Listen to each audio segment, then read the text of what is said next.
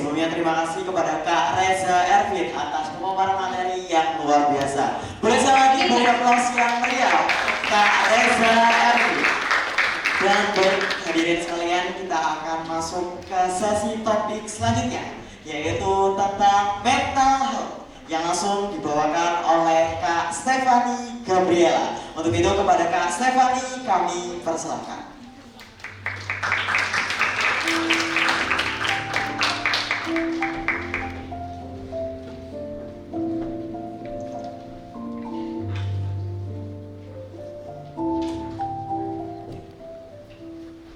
Hai, Stephanie kecil. Hai, kamu kelihatannya bahagia ya, tersenyum. Tapi ternyata di dalam kamu itu menyimpan banyak luka dan trauma. Kamu kelihatannya sibuk banget, sibuk kerja, cari uang. Bukan buat kaya, tapi buat melarikan diri.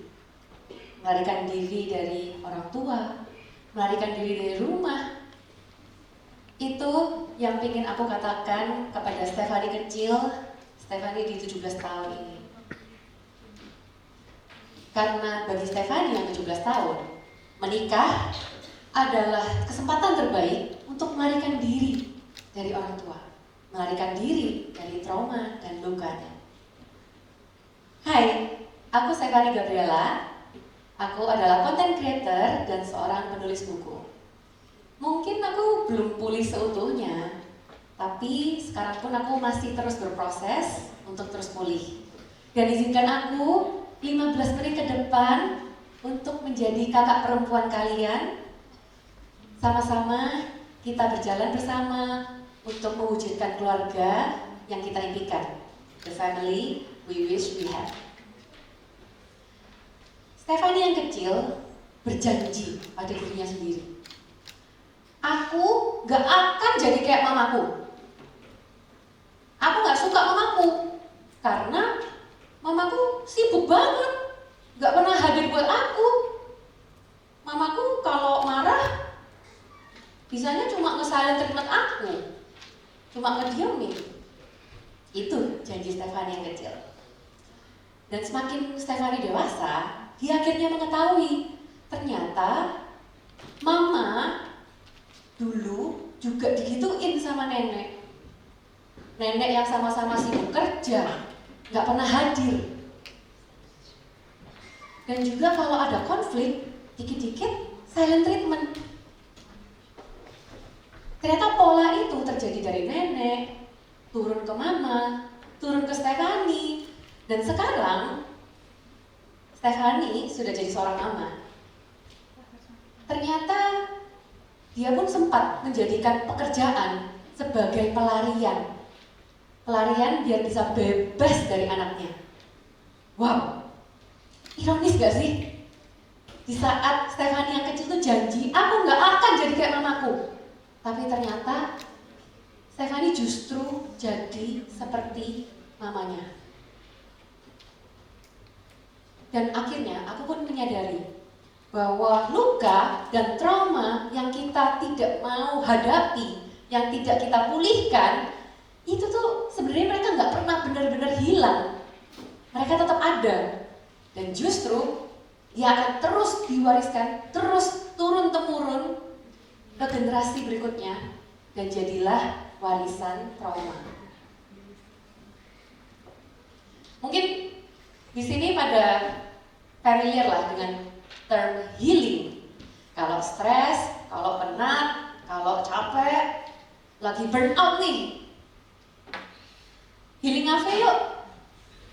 Healing traveling, healing shopping, healing, hilang. Ya. Pertanyaannya, ketika kita sudah melakukan semua aktivitas healing itu, apakah ketika kita kembali ke kehidupan kita, masalahnya tuh apa udah hilang? Apa masalahnya udah selesai dengan kita healing? Kalau iya, ya good for you.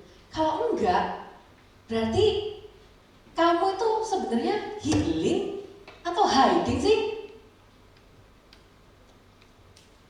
Coba pikirkan dan tanyakan ke diri kamu masing-masing. Aku yakin di sini tiap dari kita pasti punya lemari baju. Punya dong? Punya dong? Untuk yes? Nah, di lemari baju itu kita pasti isi dengan baju kita, baju bersih, baju yang wangi dan siap dipakai. Betul? Betul apa betul? Betul. Nah, dengan kita masih menyimpan luka dan trauma, itu ibaratnya kita sedang menyimpan baju yang kotor dan bau di lemari kita yang isinya baju-baju yang bersih itu. Yuk, kenapa kita simpan baju yang kotor ini? Dan seperti yang aku kira, menikah untuk melarikan diri bersama pasangan. Mungkin di sini ada yang punya pasangan? Senyum-senyum. Ya, aku kira dengan aku melarikan diri, akhirnya aku punya lemari baru. Yes, saatnya memulai hidup yang baru dengan lemari baru. Dan tapi tanpa sadar, aku membawa baju kotorku itu ikut masuk ke lemari baruku bersama kehidupan baru bersama pasanganku. Dan yang terjadi apa? Baju yang kelihatannya kotor itu ya udah kita biarin aja. Kelihatannya nggak enak. Aduh, nggak mau dilihat ah. Yang terjadi kita cuma menyembunyikan itu, tumpuk-tumpuk aja sampai baju kotornya itu nggak kelihatan. Ya nggak apa-apa sih, tapi baju kotor tuh nggak akan bisa bersih dengan sendirinya loh. Yang ada baju kotor itu makin menyebar, bikin baju yang lain ikut kotor, bau. Dan itu sama seperti trauma kita yang menyebar gak cuma pada diri kita sendiri, tapi kepada orang di sekitar kita. Pada pasangan, pada rekan kerja, cara kita berpikir, cara kita bertindak, cara kita mencari uang, dalam segala hal kita jadi terpengaruh oleh baju kotor ini. Dan dari kisahku, ternyata aku bersama suami setelah menjalani pernikahan, aku kira aku sudah sembuh, aku sudah memulihkan diri dengan lemari baruku. Tapi ya namanya hubungan wanita dan pria, pastilah ada yang namanya konflik. Mau buka GPS aja tengkar, iya enggak? Nah, dalam konflik itu karena aku masih mengalami trauma dan luka yang ada, ketika menghadapi konflik, tujuanku hanya satu, aku harus menang. Karena apa? Karena wanita gak pernah salah. Betul apa betul? Oke, jadi ya itu yang aku yakini. Dan kalau misalnya aku sampai kalah debat, keluarlah jurus ulti, jurus jitu, diam 1000 bahasa, alias silent treatment. Karena itu yang diajarkan dari kecil. Yang aku tahu ya, kalau mau ada konflik silent treatment aja. Tunggu sampai orang yang lain ngalah dan minta maaf ke aku. Walaupun itu aku yang salah, aku tetap berharap orang lain minta maaf ke aku. Padahal kita juga nggak sedang mencari siapa yang benar, siapa yang salah, siapa yang menang, siapa yang kalah. Tapi aku menyadari, wah, ini adalah pola yang tidak sehat. Dan tidak seharusnya aku terus-teruskan itu, aku bawa itu ke lemari baruku. Karena apakah kalau kalian merasa itu baik-baik saja, kedepannya itu akan mempengaruhi kehidupan kalian, orang-orang yang kalian cintai, dan apakah itu adil untuk orang-orang yang kita cintai. Dan aku pun juga sempat mengira kalau misalnya healing itu dengan menjaga jarak dari orang tuaku, dengan menjaga jarak dari sumber traumaku, aku akan perlahan pulih. Tapi ternyata jarak itu tidak memulihkan. Karena apa?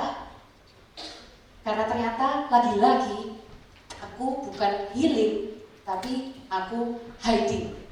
Aku sembunyi dari luka dan trauma yang aku takut untuk hadapi. Dan padahal nggak ada pilihan lain selain pulihkan atau luka dan trauma yang kita miliki, ia akan menyebar.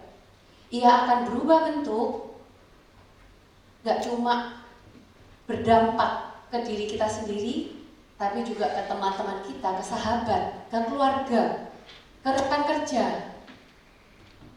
Mempengaruhi cara kalian berpikir, cara bertindak, dan ironisnya ke cara kita mencintai. Dan itu bisa menyebar sampai ke anak cucu kita.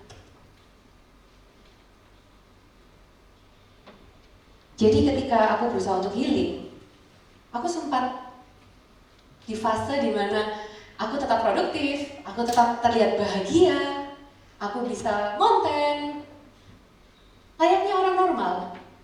Tapi ternyata aku lagi-lagi cuma menyibukkan diri. Karena aku lagi-lagi hiding. Aku sembunyi dari luka itu, aku menyibukkan diri agar aku tidak sempat merasakan rasa lukanya itu. Jadi ternyata aku jadi paham bedanya hiding dan healing. Kalau hiding itu memaksa kita hanya sekedar sibuk. Tapi ketika healing, kita akhirnya jadi sadar. Ketika hiding, kita seakan-akan lari dari trauma kita, dari luka kita lari. Tapi ketika kita healing, kita dipaksa duduk bersama luka dan trauma kita. Walaupun itu nggak enak, tapi kita harus hadapi. Dan jujur, mungkin kalian nggak bakal suka denger ini. Healing itu kadang terasa jauh lebih nggak enak, lebih sakit dibandingkan hiding. But that's the truth. Dan ketika kalian benar-benar healing, aku pun sedang dalam proses. Dan yang aku rasakan adalah ketika kamu benar-benar healing, bukan berarti rasa luka itu akan kalian lupakan. Rasa luka itu nggak terasa sakit, bukan. Mungkin rasa sakitnya masih terasa, lukanya masih kalian bisa lihat, tapi kalian nggak lagi overreact terhadap luka kalian. Luka itu kehilangan kuasanya untuk menguasai cara kalian berpikir, bertindak, bahkan mencintai.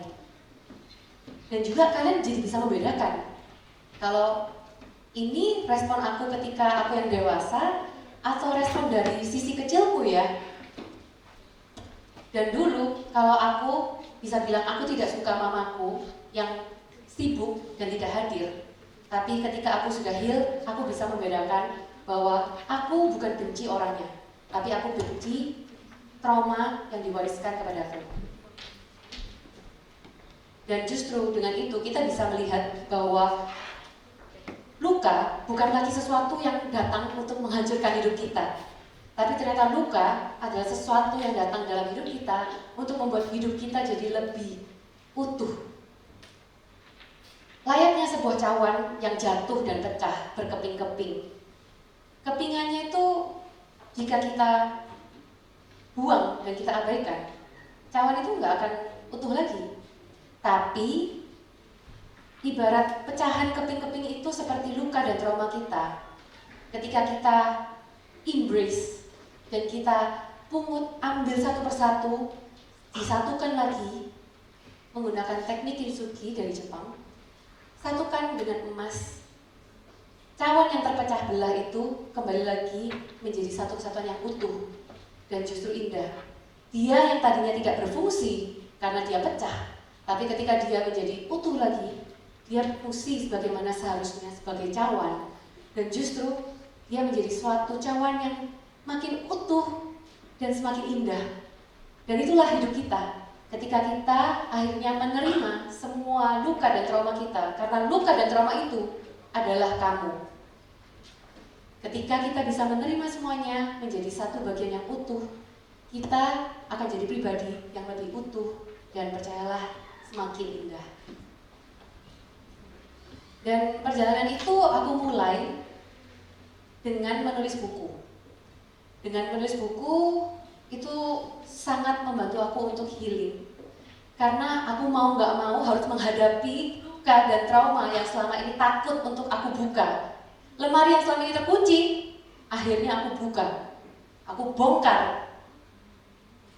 Dari situ aku sadar, ternyata selama ini aku masih menyimpan baju kotor dalam lemariku.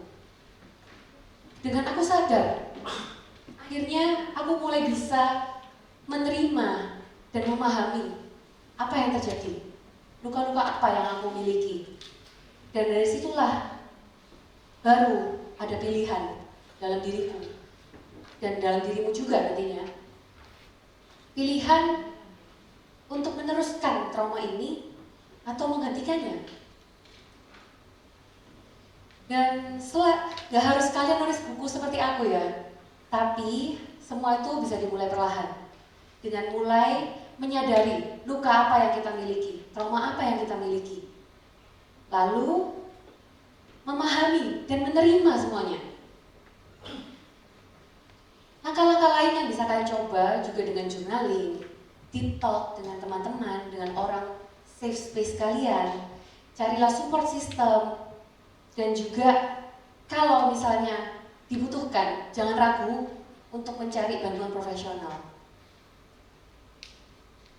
Karena kalau misalnya kita tidak mulai healing dan kita terus-terusan sembunyi, nutup lemari kita ini, trauma dan luka itu nggak akan pernah hilang. Ia akan terus menyebar ke orang-orang yang kita cintai, ke orang-orang yang kita sayang. Dan ia bisa secara sadar maupun tidak sadar diteruskan turun-temurun sampai ke generasi-generasi berikutnya.